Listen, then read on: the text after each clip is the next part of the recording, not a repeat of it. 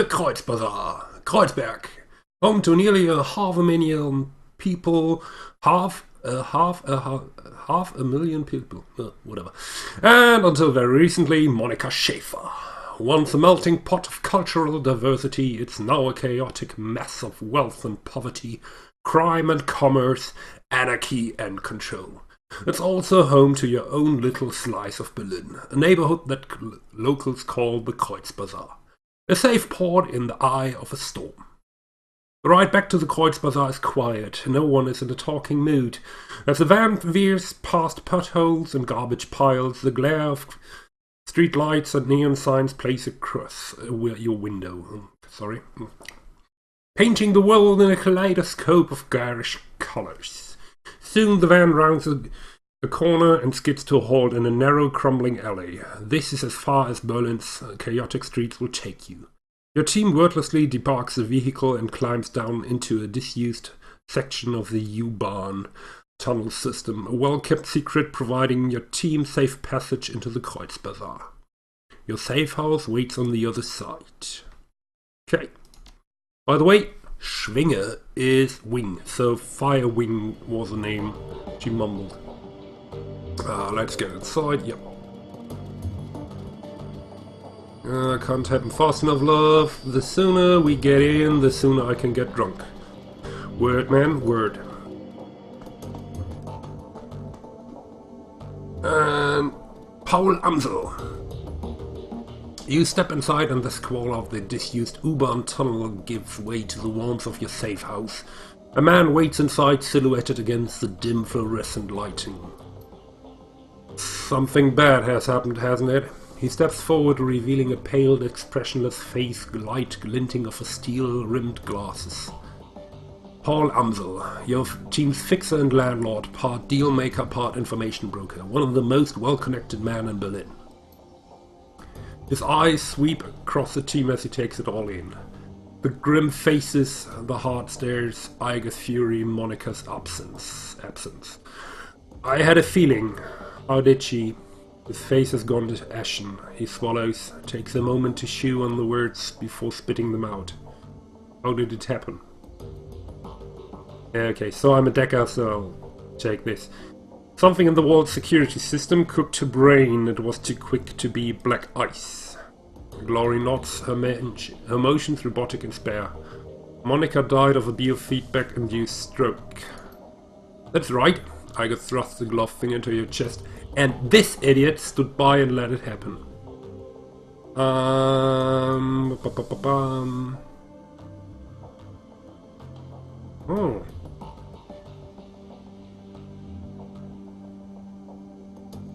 Ignore it. Let it happen. She jacked in, she screamed, and she ceased. By the time we saw she was in trouble, it was already too late. Yeah, because you never bothered learning what to look for. Muscle contractions and micro-tremors are good indicators of a Decker in distress. I'm assuming you didn't have anyone keeping an eye out for those? No. If you had, my friend, wouldn't be lying dead in a basement. Oh, shove off, Iger. We were all on the lookout for physical security, Ike van der Deik included. Throwing him under the bus isn't going to help anything. Under a bus is exactly where he belongs. Oh, fuck you.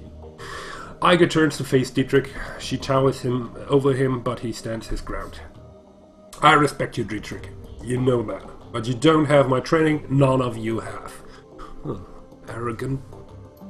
Or whatever. Monica was good. She was the best, right? But she was also overconfident. She treated the job like it was a game. Do that long enough and you're gonna get burned. Iger turns the focus back to you. If you'd been paying attention, you'd figured all of this out on your own by now. You'd have known that Monica needed watching as much as the door. Enough, Iger. Amsel's voice is hoarse, his expression blank. Enough! Iger pushes ahead, heedless of the interruption. Her voice remains unmeasured, but there's fire in her eyes. How many seconds pass between Monica's first convulsion and a plug getting pulled out? 4, 5. Do you know how much damage feedback can do to a Decker's brain in 5 seconds? How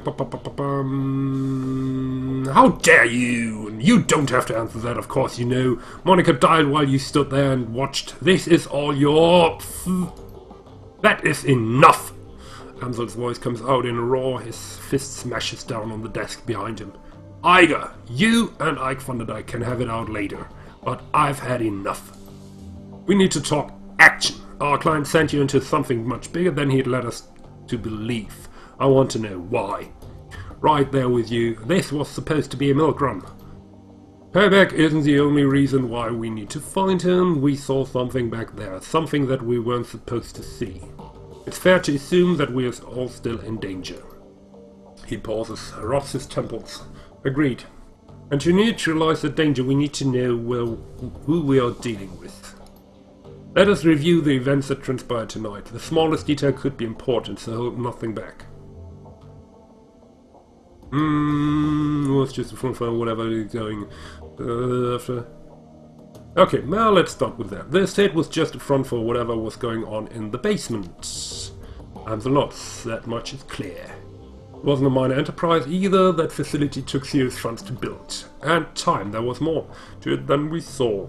Places like that don't spring up overnight. And all in secret. The owners, whoever they may be, were not too pleased by your escape, I'm sure. What else did you find? After everything went to hell, we were confronted by an orc in military-grade armor. Let's take that. He appeared to be the head of security. That is not much to go on. Do any details about this orc come to mind? Any distinguishing features that I could look into? He was an older guy for one. From the sound of his voice, I'm guessing mid to late 40s. Pretty old for an orc. Yeah, mid to late 40s. If I remember correctly, the pen and paper rulebook, I think orcs die at the age of 30, 35? Whatever. Okay. And he had skin grafts. Most of his face looked like replacement material. If the grafts came from a legitimate hospital, there may be medical records. That is something. I will see what I can find out. Did you note anything else during the run that may be of value? Monica lived long enough to say a name. Firewing, as I said. She fought hard to tell us. It must be important. Amsel seems to take me aback. He pauses for a moment before responding. Firewing? This is unexpected? You have to forgive me. This brings back many unpleasant memories. Laurie raises an eyebrow. The Firewing? The most terrible of the great dragons. There are those who would disagree, but they never experienced the terror of living in her shadow. He glances at Laurie. You're far too young to remember her, of course, but for Germans of my generation, the name Feuerschwinge is synonymous with chaos, destruction and death. The dragons of today are subtle creatures, full of patience and guile. Feuerschwinge was not. After her awakening, she went on a 4-month rampage that claimed tens of thousands of lives. Amsel takes a deep breath, slowly releases it. There is a haunted look in his eyes. Those were dark days. Countless men, women and children were slaughtered, roasted alive in their homes by a creature of legend. No hope for salvation and no end in sight. It was a horror that you cannot begin to understand. What stopped her? I can't imagine that rampaging dragon would just go away on its own.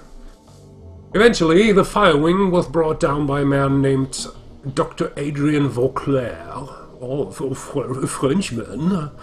Well, with the help of the Luftwaffe, of course. But it was experimental weapons designed by Dr. Vauclair that finally pierced her hide. She fell in a hail of bullets, rocket fire, and crashed down in the radioactive wasteland of the Sox.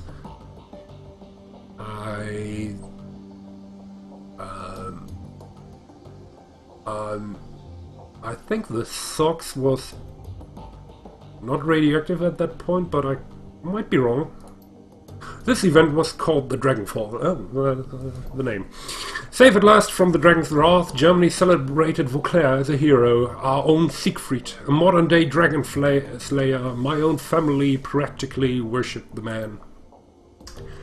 If the Dragonfall was as important an event as you make it out to be, I'm surprised that I've never heard of it.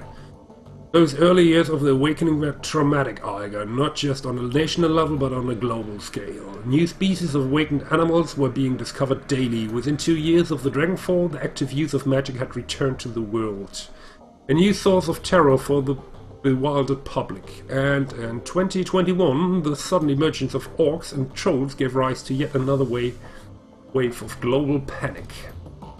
In light of such turmoil, is it any surprise that Dr. Vauclair and the Firewing were forgotten? Dragons were yesterday's news. He rubs his temples. Again, all of this happened decades ago. To the best of my knowledge, the story of Feuerschwing is a bit of historical trivia and nothing more. Alright, so Monica spent her dying breath trying to tell us about a long-dead dragon. Aiger sweeps her eyes across the group, searching for a glimmer of insight. Finally she gives up. Any ideas as to why? Amsel's voice trembles with frustration. No, it doesn't make any more sense to me than it does to you.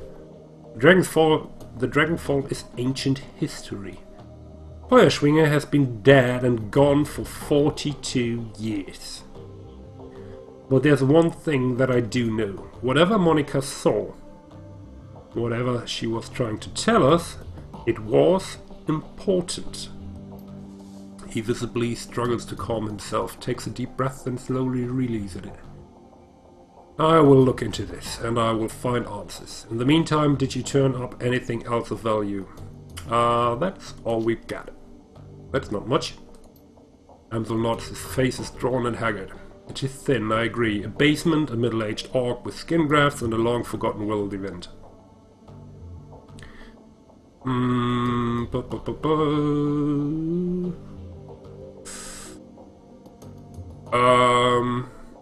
Okay, let's take that one. Wait, we are still missing something. Who paid for this run? Amsel looks pained. I do not know his exact identity. I did not set up the run. Monica did. His face reddens. I warned her. I told her not to take the job, but she assured me that it would be a cakewalk. Monica was approached recently by a man who calls himself Green Winters. He used to be a prominent activist in the F-state political scene. I never much liked the man, and I certainly never trusted him. But Monica, she would do anything for her cause. Anything for the Flux State. Winters swore that the data he was after was crucial to ensuring the future stability of the Flux. And that was all it took. We need to track down Monica's client, press him for information. Yes, most definitely. It is clear that Green Winters has involved us in something much larger than he led Monica to believe. When he finds out what happened on the run, he's probably gone a rabbit. We need to chase him down before that happens. Any leads? There's a man in the Kreuzbasar, a Turk named Altuk Burak Gazi. I'm sorry if this was not right. He owns a little Sarkaf shop just down the way called Café Cheshve. This man is also a purveyor of information. I've done business with him from time to time. And you think he would know something about Green Winters? Amsel nods. When I discovered Monica's renewed association with Green Winters, I contacted Altuk. One of his people has been keeping tabs on Winters ever since. As said, I do not trust the man.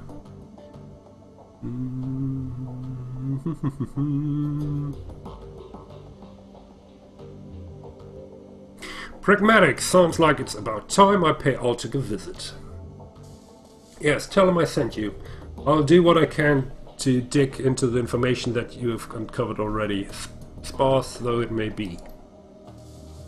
Okay, Karma, yeah. Oh boy. Dunter. Okay, first, Karma. Let's take a look. Let's spend some Karma. But on what?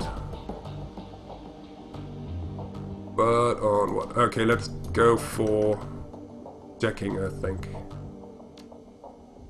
And intelligence, better Deik, ESP control, increase the power of Deik's expert systems program in the Matrix. What was that again? Damn it, I can't remember. Okay, yeah, whatever. No, let's go for decking. Yeah, better deck. Wonderful. Wonderful. Let's take that. Okay, Paul Amsel. Ike van der Dyke. Amsel peers at you apprehensively. His eyes are bloodshot. His expression grim. Did you get the information about Green Winters? Not yet. Then please, okay. Dietrich. Next one. Dietrich turns his head at your approach. His aging face is traded with a network of faint scars, the legacy of too many fights over too many years. While he still retains a degree of strength and vigor, it's obvious that the shaman you see today is a shadow of his former self. By the way, isn't he an elf? So he's burned out. He has pointy ears, so he's gotta be an elf. Despite all of this, there's still an aura of power surrounding the man. He raises his bottle, offering it to you. Ike van der Dyke, welcome. I've got a bottle of schnapps that needs sharing, and we've got a fallen comrade to drink to. Okay, yeah, take the bottle. To Monica. Prost. Liquor in the bottle is crystal clear. As you raise it, you catch an intoxicating whiff of cloves and caramel. It tastes of sweet corn and walnuts with a lingering aftertaste of buttery toffee. What the fuck is that? It's clear, so it might be vodka or corn. But caramel? Caramel vodka is not clear. Corn and whatever. If you know what it is, please tell me. Feel free to comment on that. Tell me what it is. You swallow a swig and then return the bottle to Dietrich's outstretched hand. He takes a long pull on the bottle, then locks eyes with you. Let me ask you a question, Ike van der Dyke. What made you choose to come to Berlin?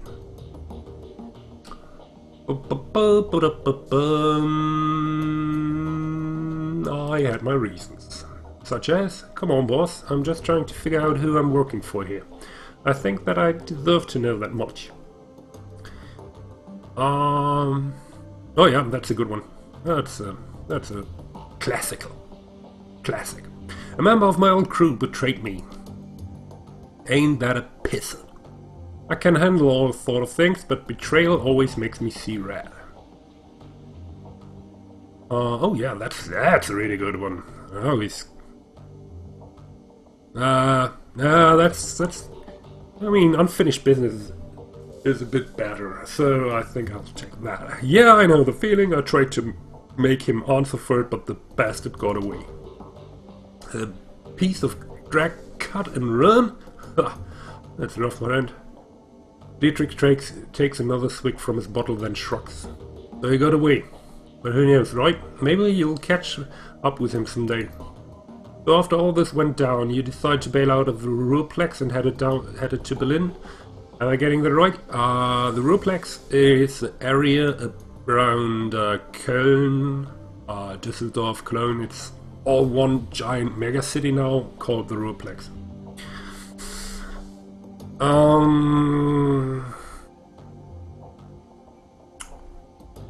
Yeah, let's go with that. More or less. There wasn't much left for me in the Ruhrplex, and Monica made a hell of an offer. Ah, yes, Monica. Dietrich raises his bottle again, then closes his eyes and takes a long drink. After the moment he has passed, he returns his attention to you. It all comes back to our girl, doesn't it? Let me ask you, just what was your relationship with Monica anyway? I know that you two knew each other way back, but was she pretty coy about these? But she was pretty coy about these things. Why do you want to know? Monica was a friend. I cared about her. Dietrich shrugs. I don't know. I guess that I just want to get to know her better. There were some areas of her life that have always been a mystery, and if you could shed any light on them, I'd be appreciated.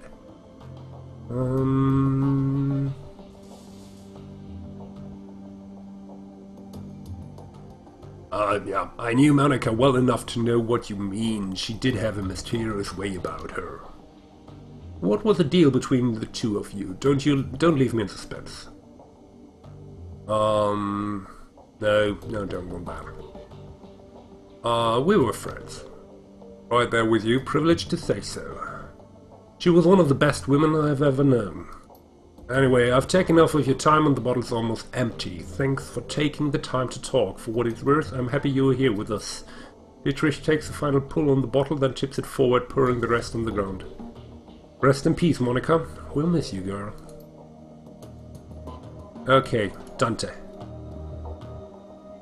As you start towards the safe house door, a large four-legged form steps around the corner. Dante, Monica's dog, an enormous mongrel of indeterminate breed. A low whimper emerges as he enters the room, head hanging low. Oh shit, Dante. Dietrich shakes his head. Don't worry, boy, we'll look after you. At the sight of Monica's dog Amsel's eyes well up. He inhales but can't quite catch his breath. He started whimpering about an hour ago, turned into a full-blown hole. Wouldn't stop. Kept. He closed his eyes. That's when I realized something bad had happened. Oh yeah, dogs know. Oh, just look at those eyes. Looking down into those huge brown eyes, you see intelligence and sadness. He lets out a small whine and rubs his head against you.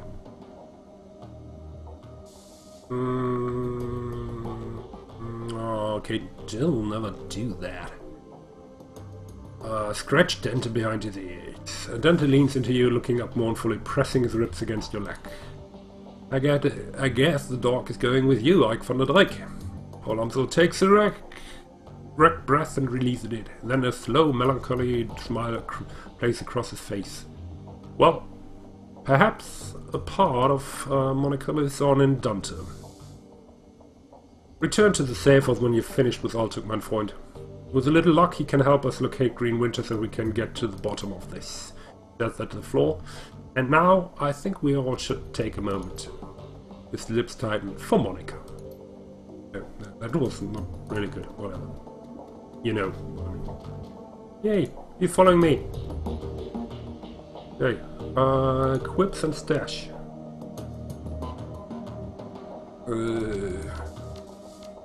My equipment is rather... yeah. Where's it in stash? Yeah. Okay, let's take a look. I don't want to talk to Olga.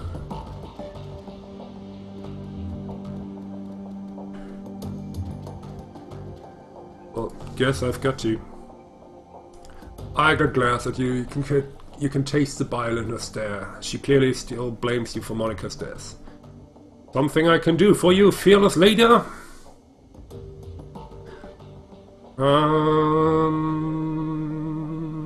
You're wrong about me, Iga. I intend to prove that to you.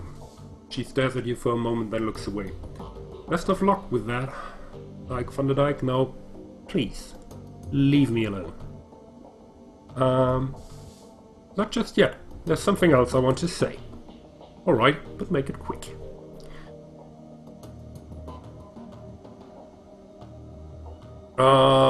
You owe me an apology. You had no right to call me out like that in front of the team.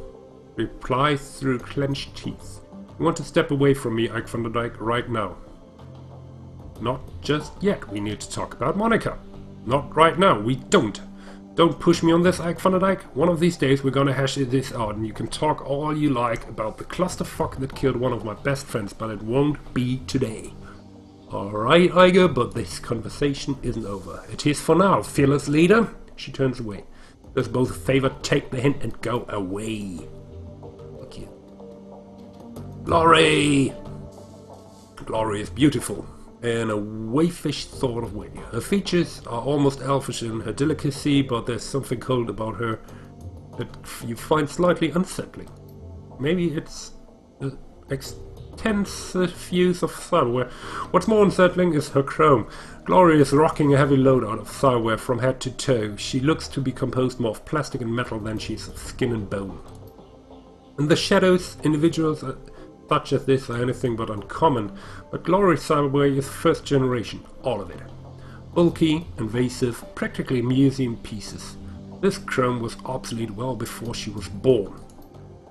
Like Deik. Glory shifts her gaze to you, but her expression is as cool and placid as always. Can I help you? Hey Glory, how are you holding up? Don't worry about me, I'm solid. You sure? You look like you're a million miles away. I'll be with you when it counts. Right now it doesn't. I have a question for you, Glory, of the personal kind. I'm not big on sharing sport, personal reasons, you understand, I'm sure. Edge in her voice tells you that she's not interested in continuing this conversation. Okay. Of course, we all have our secrets, but if you ever want to talk, I'm here. Good.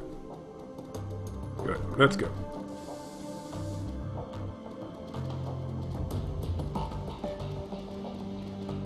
Nur für Mitarbeiter, only for employees.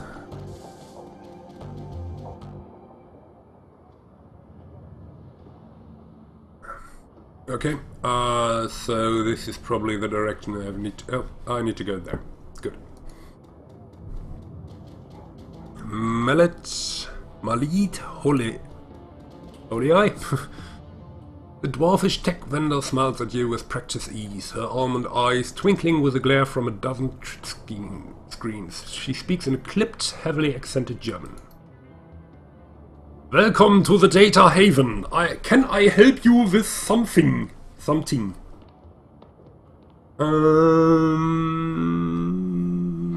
need some tech. I'm on a tight schedule. Show me what you've got. Yeah. So there's a better one, but I think I need more programs. I just have only every erosion. That's not good enough. By the way, so I can have 3 programs. Erosion is okay. Oh my god. Matrix Courier. Grants +1 intelligence. Okay, interesting. Let's go... No. Don't want that now. Let's go with a medic. Always good. And... suppression. That's always good. Okay. Confirm. Where's my... Eh? Where are my programs? Where are my programs? Dante... Ooh. Interesting. I can give him an outfit. Very interesting. Okay. Where am I? Seriously, where are my programs?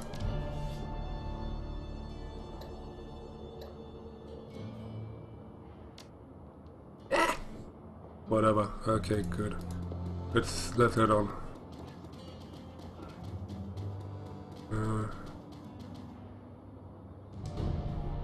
Hello, Mr. Orc. Coffee chest there.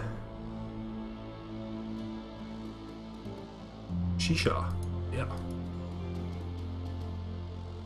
Altuk Buragazi. The man behind the counter looks right past you, the dog following close behind you. Oh yeah. Dante, I will fetch his water dish and perhaps a coffee for a friend here. Soy calf, black. The Turks look disgusted. Very well.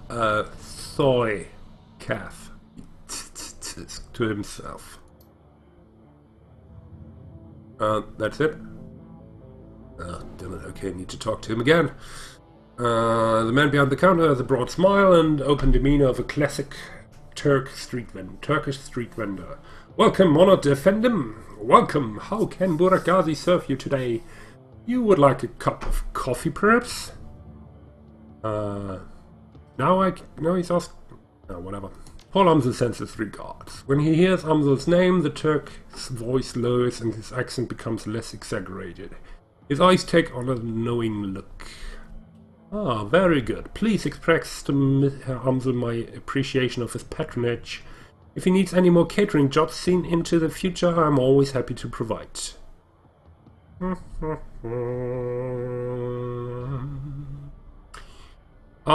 tells me you're developing the menu for a friend of his now. Herr Winters, I believe. I want to hear all about it. Yes, yes, of course. Oh, wise one. Kami, come. Young woman bustles in from the back room. Her gum chewing is loud enough to hear over the noise of coffee grinders. Buragazi spits something out in rapid-fire Turkish. As you wish, uncle. I will see to it right away. Kami offers you a shy grin, snaps a gum, and hurries back to into the room that she came from. My girl Kami is arranging to make contact with the chef as we speak. This will likely take some time. My chef is a busy man. While we wait, I wonder if you would be so kind as to run a small errand for me. A trifle, really. I hate to trouble you. I am embarrassed to even ask, but I would be most appreciative of your help.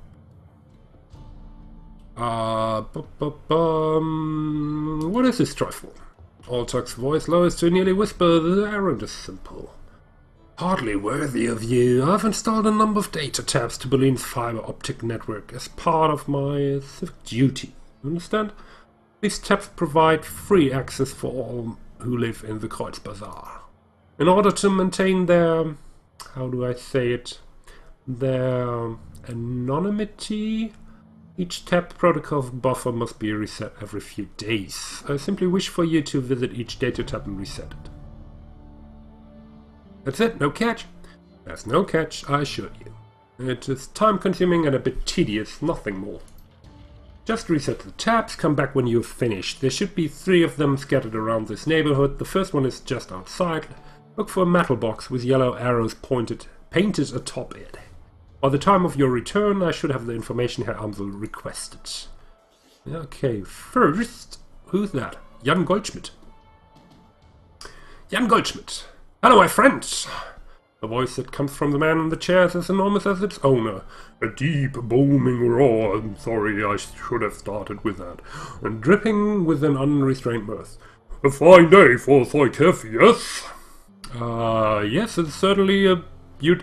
From the back of the store, the voice of the shopkeep cuts you off. Don't mind the fool in the chair, he roars like a traumatized walrus, stewing all day in his own sweat. The man behind the bar glares at Goldschmidt, his upper lip curled in disgust. I tolerate him only because he takes his Soikev by the bucket. Goldschmidt responds with a raucous belly laugh. Apparently he finds the shopkeeper's insult to be hilarious. Ah, Altuk, my friend. You're as quick-witted and sharp-tongued as ever. I bow to you. Are you going to, if you wouldn't mind? Once again, the shopkeep cuts in.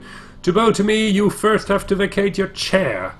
The shopkeep claps his hands together, clasping them in front of his chest. I shall summon a team of determined young men and orcs to assist with the task. With luck, you will be on your feet by nightfall. Goldschmidt smiles up at you, his small eyes glittering. Enough of this senseless bickering. You have approached me for a reason, yes? Tell me, what can Jan Goldschmidt do for you?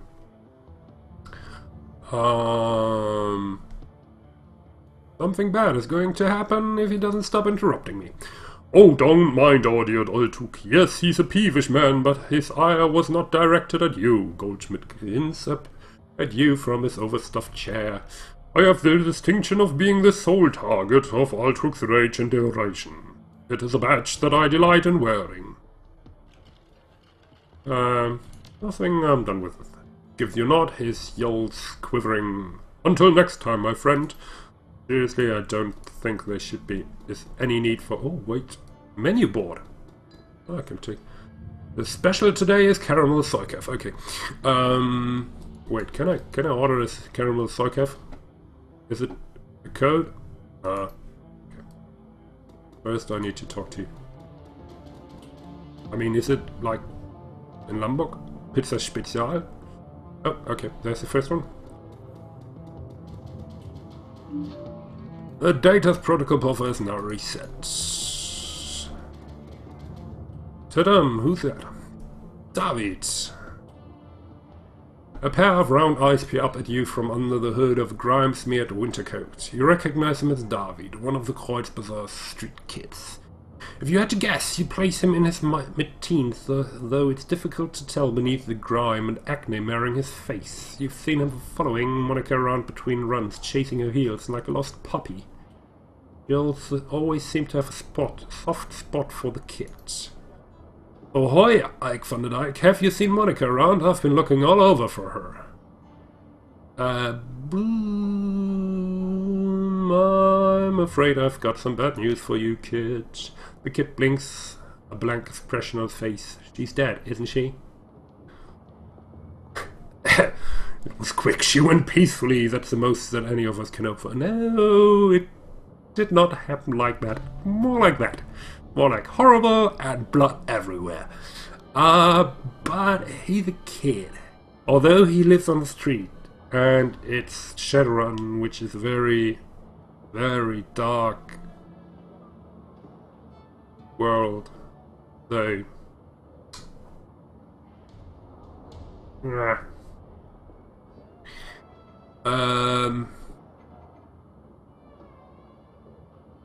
We are all going to die, but I'm not dead yet.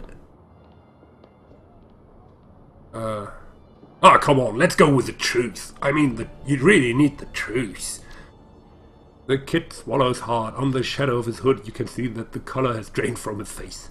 Look, I think I want to be alone right now. Yeah, probably. Okay, Taliskramer. So, magic merchant. I don't know what's the English word for it, but I would just want to... Wait. Didn't I know you? Whatever. Something about the young elf behind the counter makes your breath catch in your chest. She's lovely to look at, but it's a strange kind of beauty. Eyes are large and luminous and impossibly green. As she looks up at you, you can see that her eyes are fleckled with iridescent gold. Absinthe. Oh, it's a green fairy. Well, hello and welcome to Aljanon's. Perhaps I can help you with something. As she smiles up at you, her eyes fixed on yours, a curious feeling of weightlessness fills your chest. It feels as though you are floating in a warm, calm sea. A gentle current pulls you closer to Absinthe, and the sensation is pleasant. As you drift, the golden specks in her eyes begin to move. Yeah, it's my only possibility. Look deeper into her eyes. The golden specks in the elf's eyes shift and swirl, slowly picking up speed. It's mesmerizing. Oh yeah, the green fairy is a wonderful one. All at once, the specks explode into light and color. Absinthe's eyes now fill your field of vision, and it feels as if you're drowning in an alien sea. The patterns traced by the shimmering specks in her eyes are kaleidoscopic, enchanting, nearly impossible to turn away from. Lose yourself. You're lost. Your entire world has been reduced to a churning vortex of green and gold. Dimly you become aware that something is happening. You feel your body being buffeted by an unseen forces, and suddenly everything goes black. Game over. Nah, just kidding. I know what happened, but I like this one. Slowly and painfully, you struggle your way back into consciousness. The shop's owner, Algernon, yes, it's Algernon, the one from the first one. If you haven't played it, I recommend you should do that. It's a good one. He's peering down at you, an expression of concern on his face. Absinthe stands behind him, her expression one of embarrassment. Welcome back, friend. Algernon extends a hand to help you to your feet. Absinthe shifts slightly to allow you to stand. What was that? What happened? My fault and my apologies. Sometimes when I daydream, I bring others along for the ride. It was unintentional, yes. But there was no harm done, correct? You will be fine.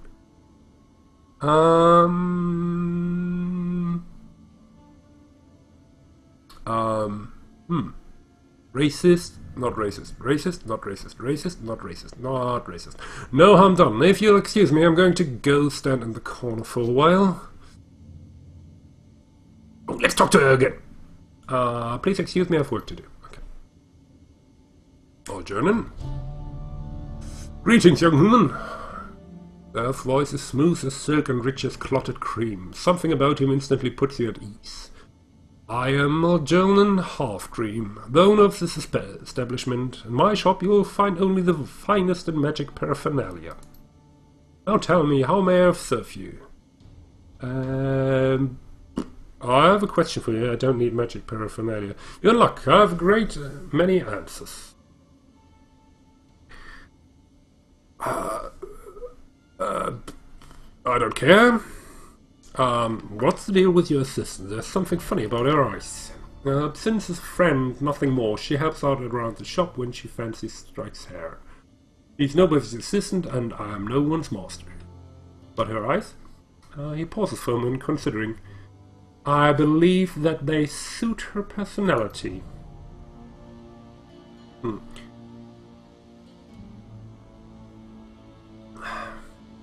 What's your story? Have you been long in the Kreuzbasar? I have many stories. Stories of dancing spirits and raging dragons, of unchecked magic and swarming chaos. All of these stories are true. As for the Kreuzbasar, I have always been here, quietly peddling my wares. It's a simple life, but a good one.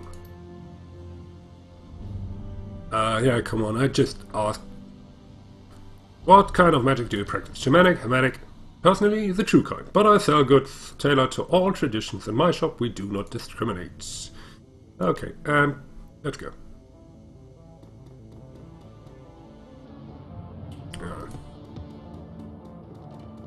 Okay. Take a look. Dance is back. Yeah.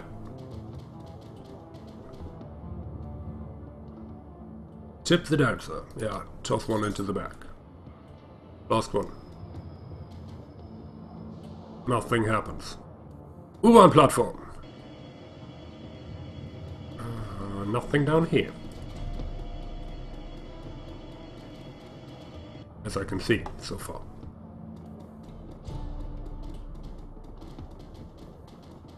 Okay.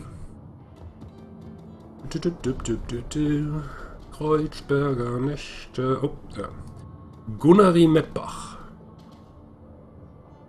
The Romani Patriarch is an impressive figure, an enormous man in his late 60s, burly and broad-chested despite his age. His voice is deep and resonant, his breath is heavy with a stench of pipe tobacco. Tarvin Buxtole, or something like that. You're here to conduct some business? If so, I welcome you to Mettbach Arms and Ammunition. If not, keep right on walking. I have cash and I need weapons. Show me what you've got.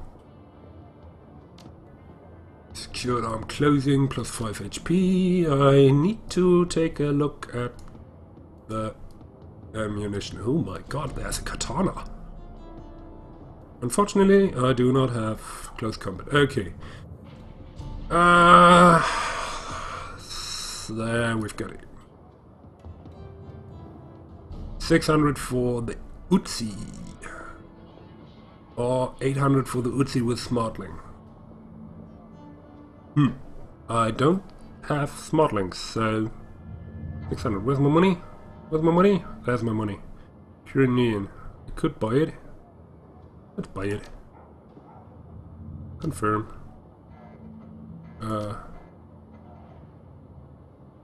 Unequip. Equip. And okay. Confirm. Can I sell it to you? I have cash, I need weapons, and view. Okay, there.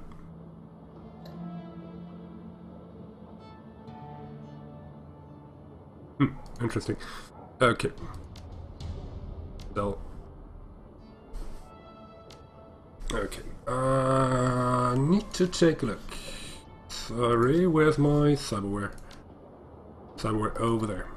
So I have a data jack, but I do need to find a Smartling. Okay, next I was actually hoping to ask you a few questions. You may make a purchase. You can ask as many questions as you like. I did that. The corner of his mouth twitches upward. Make a big enough purchase, who knows? I might even Answer a few. So what will be? Will you buy some guns or will you be on your merry way? Duh. Madback's face hardened. After a brief pause, he gives you a curt nod. Very well, got you. But if you come round again, you come with money and you come to buy. Understand? He makes a shooing motion with his hand, waving you away. Oh, sorry, it was a deep one. Move along now. Jar of leisure. Or something like that. I'm sorry.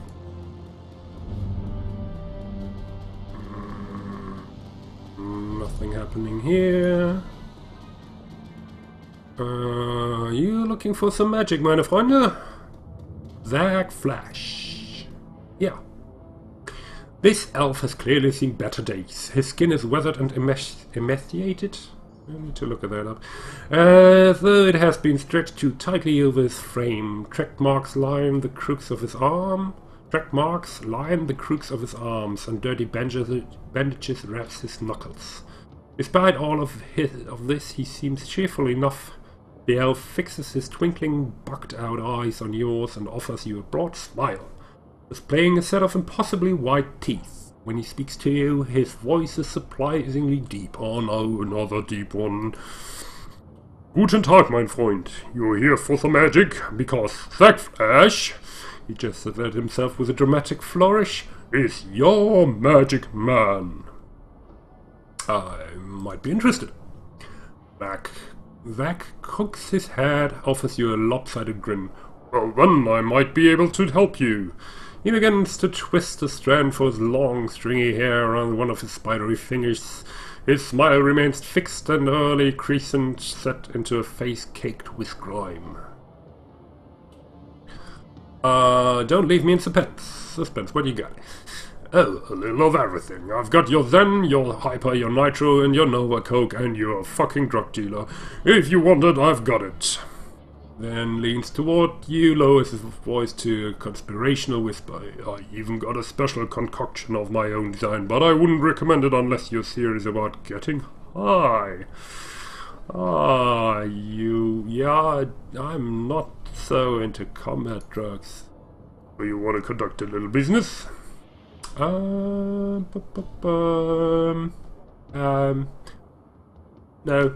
Changed my mind. Toodles!